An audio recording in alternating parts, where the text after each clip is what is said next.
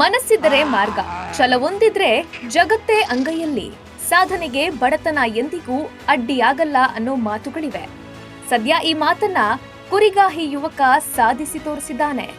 ಕಾಡು ಮೇಡಲ್ಲಿ ಕುರಿಗಳ ಜೊತೆ ಸುತ್ತಾಡ್ತಾ UPSC ಪಾಸ್ ಮಾಡಿ ಇಡೀ ದೇಶವೇ ಮೆಚ್ಚುವಂತ ಅಪ್ರತಿಮ ಸಾಧನೆ ಮಾಡಿದ್ದಾನೆ.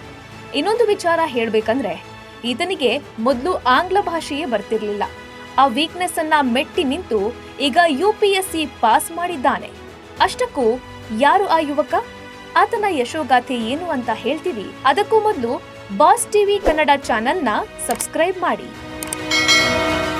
ಅಷ್ಟಕ್ಕೂ ಈತನ ಹೆಸರು ಬೀರಪ್ಪ ಸಿದ್ದಪ್ಪ ಡೋಣಿ. ಬೆಳಗಾವಿಯ ನಾನಾವಾಡಿಯಲ್ಲಿ ವಾಸಿಸುತ್ತಿದ್ದಾನೆ.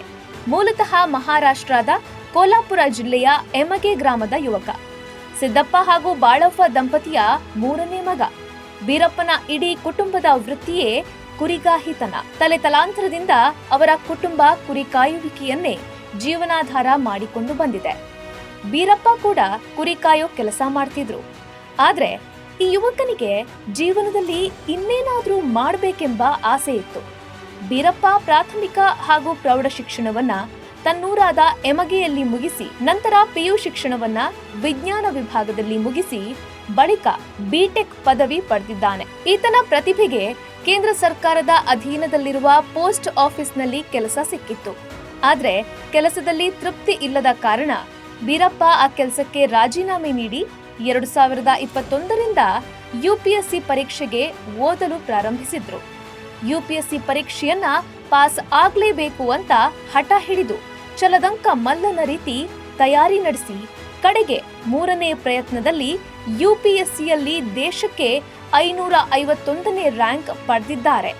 ಈ ಮೂಲಕ ತನ್ನ ಕನಸನ್ನ ನನಸಾಗಿಸಿಕೊಂಡಿದ್ದಾರೆ. ಇನ್ನು ಬೀರಪ್ಪಗೆ ಇಂಗ್ಲಿಷ್ ಅನ್ನೋದು ಕಷ್ಟದ ವಿಷಯವಾಗಿತ್ತು. ಆದ್ರೆ ಕಲಿಯಲೇಬೇಕು ಅನ್ನೋ ಛಲ ಹೊಂದಿದ್ದ ಬೀರಪ್ಪ ನಿರಂತರವಾಗಿ ಪ್ರಯತ್ನ ಮಾಡಿದ್ರು. ಹೆಚ್ಚು ಹೆಚ್ಚು ಇಂಗ್ಲಿಷ್ ಪುಸ್ತಕಗಳನ್ನ ಓದುವ ಅಭ್ಯಾಸ ಬೆಳೆಸಿಕೊಂಡ್ರು. ಇದರ ಜೊತೆಗೆ ಇಂಗ್ಲಿಷ್ ದಿನಪತ್ರಿಕೆಗಳನ್ನ ಖರೀದಿಸಿ ಓದ್ತಾ ಇದ್ರು. ಓದಿದ್ದನ್ನ ಅರ್ಥೈಸಿಕೊಳ್ತಾ ಇದ್ರು. ಇದಲ್ಲದೆ ಮರಾಠಿ ಭಾಷೆಯೂ ಗೊತ್ತಿದ್ದ ಬೀರಪ್ಪ ಕನ್ನಡವನ್ನು ಸಲೀಸಾಗಿ ಮಾತಾಡ್ತಾ ಇದ್ರು.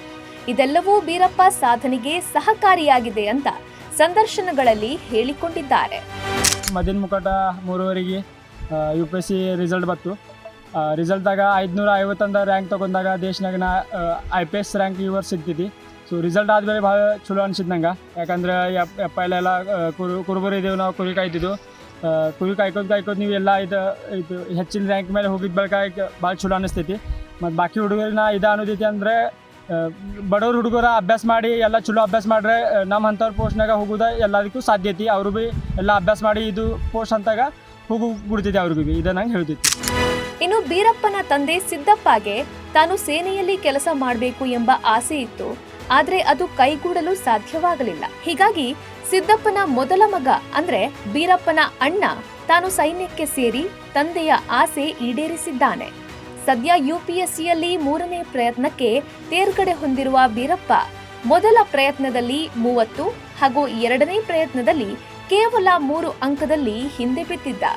ಜನರಿಗೆ ಉತ್ತಮ ಆಡಳಿತ ನೀಡಬೇಕು ಅನ್ನುವ ಕನಸನ್ನ ಬೀರಪ್ಪ ಹೊಂದಿದ್ದು ತಾನೊಬ್ಬ IPS ಆಫೀಸರ್ ಆಗ್ಬೇಕು ಅಂದುಕೊಂಡಿದ್ದಾನೆ.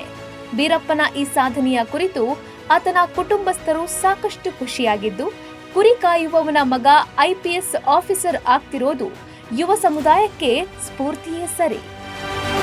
ಒಟ್ನಲ್ಲಿ ಬೀರಪ್ಪ ಬಡತನದಲ್ಲಿ ಅರಳಿದ ಹೂ.